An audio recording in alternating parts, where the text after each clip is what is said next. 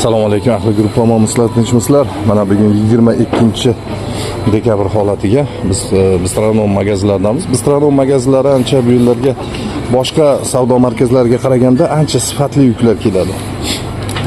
Hozir shu yerdan ham o'rta hisobda olib ko'ramiz hozir. Mana qaranglar. Mana bu xurmolar Ozarbayjonda xurmolari. Mana kartinada bir qator bo'lib kelgan. Sifati yaxshi, turishi yaxshi. 230 rubldan sotilyapti. Bu yoqda mana bizning xurmolar.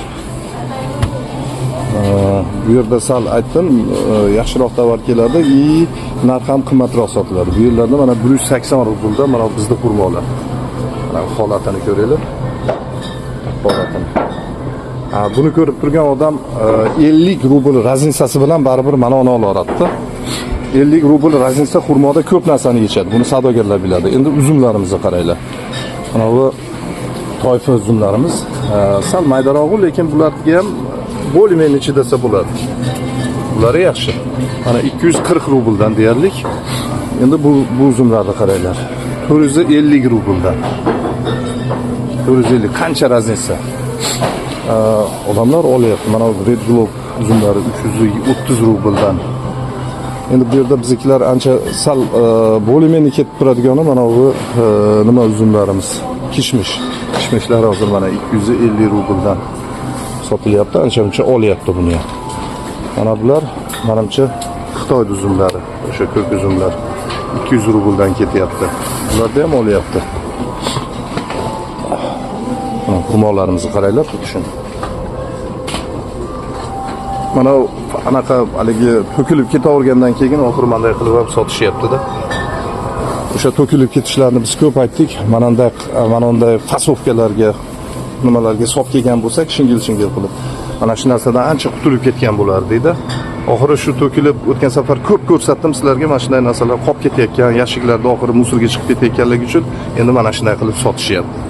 O'zimiz agar mana bunday qilib olib keladigan bo'lsak, nur ustiga nur bo'ladi xurmolarimizda.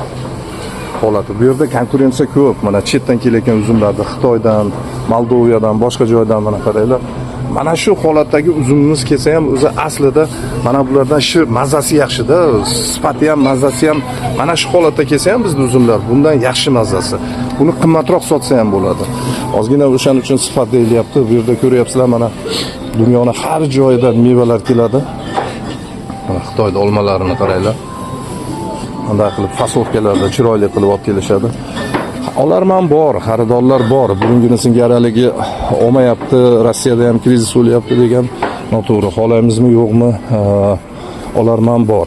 Lekin bizdagi mevalarning holati boshqalarga solishtirib ko'rsak, ancha pastligi bu aniqda. Buni qancha mana yozish ko'rsatyapmiz, yillab ko'rsatyapmiz.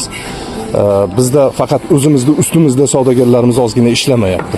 Ozgina o'zimizning ustimizda ishlashimiz kerak, sifatga harakat qilishimiz kerak. Mana shu prilavkalarda aytayapman, bular hali ham bo'limeni yaxshisi. Mana bunday turishi uchun ozgina o'sha mevalarimizni parvarishi, o'sha aytilayotganday dorivorlariga e'tibor bersak, mana shu polkalarda mana bunday qilib to'kilib turmagan bo'lsa, mana bu holatlarda bo'lgan bo'lsa, bizning mevalar shu darajada bo'lib kelgan bizning meva bulardan qimmat ketish kerak-da. Endi ozgina brend o'ltirib oldik. Endi brend tiklash uchun ozgina o'zimizning ustimizda akalar, ukalar ishlashimiz kerak. Kishmishlar endi mana bo'limeni. No, baribir bularda ham narxi mana bular 250 rubl, bular mana 329, bular mana 450 rubl, bular 369 rubl, 70 rubl deyarlik. Shuning uchun o'zimizning ustimizda ishlashimiz kerak. Islohot.